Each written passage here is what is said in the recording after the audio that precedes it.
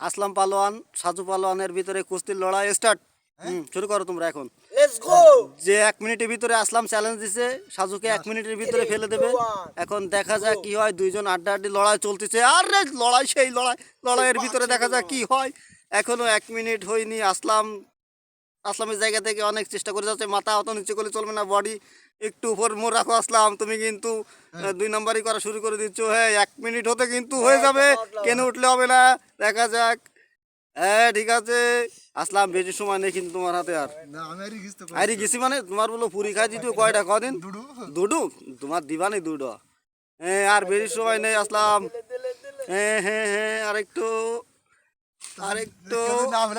না ফেলাতে পার, তুমি ফেলাবা, ও না ফেলাতে পারলে তো ওরই হয়ে যেতে। তুমি 1 মিনিটের ভিতরে ফেলতে চাইছাও, আর কিন্তু বেশি সময় নেই। সময় কিন্তু সেকেন্ডে পরিণত হয়ে যাচ্ছে আস্তে আস্তে, কিন্তু 1 সেকেন্ড 2 সেকেন্ড 3 সেকেন্ড শেষ। আসলাম হেরে গিয়েছে। আসলাম হেরে গেছে, তোমার অনুভূতিটা কি? তুমি আসলাম হারি যাই, তোমার অনুভূতিটা কি বলো?